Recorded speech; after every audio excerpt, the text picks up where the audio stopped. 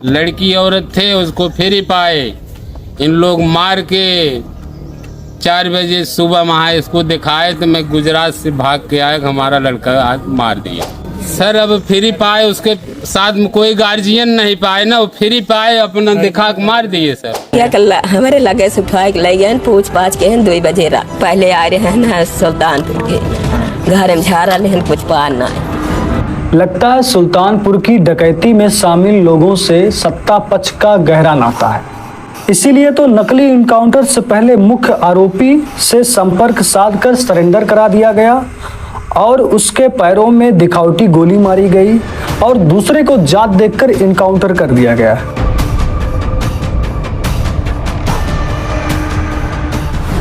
लड़की औरत थे उसको फिर ही पाए।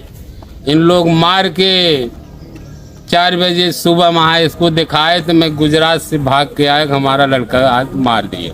सर अब फिर ही पाए, उसके साथ में कोई गार्जियन नहीं पाए ना, वो फिर ही पाए, अपना दिखा के मार दिए। सर लगता है सुल्तानपुर की डकैती में शामिल लोगों से सत्ता पक्ष का गहरा नाता है, इसीलिए तो नकली इनकाउंटर से पहले मुख्य आरोपी से संपर्क साधकर सरेंडर करा दिया गया और उसके पैरों में दिखावटी गोली मारी गई और दूसरे को जात देखकर इनकाउंटर कर दिया गया, जबकि मुख्य आरोपी ने सरेंडर कर दिया था।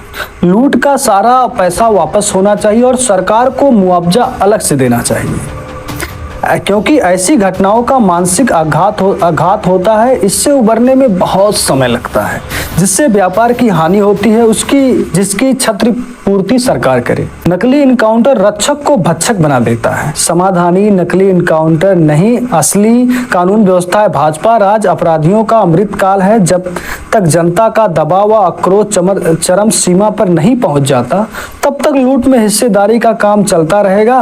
और अब लगता है जनता घेर लेगी तो इनकाउंटर का ऊपरी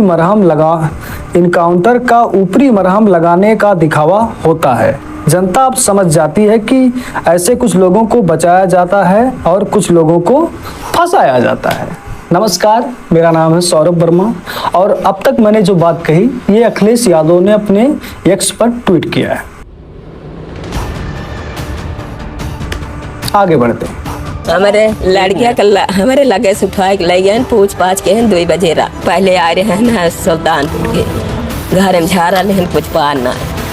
अब कहे हमारा लड़कियां बाटे ना, दूसरा लड़कियां होए चाहे जे होए, हमारा लड़कियां गलती ना आई के है। दूसरी तरफ उसकी माँ कहती हैं कि मेरा बेटा मंगेश डकैत नहीं था, उसे 2 तारीख को मेरे पास या कहते हुए ले गए कि इन्हें पूछताछ करने के बाद छोड़ दिया जाएगा और फिर इसके बाद उसका इनकाउंटर कर दिया जाता है। फर्जी इनकाउंटर करने वालों पर हत्या का मुकदमा दर्ज होना चाहिए। अब आप जरा सोचिए कि एक माँ कह रही है कि मेरा बेटा जो मंगेश था वो डकैत नहीं था, मेरे बेटे को मेरे पास से ये कहकर ले जाया गया कि इनसे पूछताछ करेंगे और इनको छोड़ देंगे, फिर उसकी इनकाउंटर कर दी जाती है।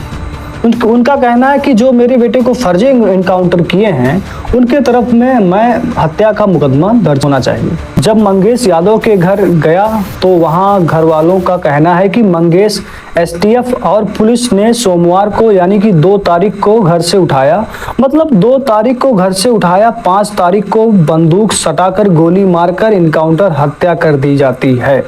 ये फर्जी इनकाउंटर योगी सरकार के ताबूत में आखिरी कील साबित होता है, ऐसा लिखा है राघवेंद्र यादव ने।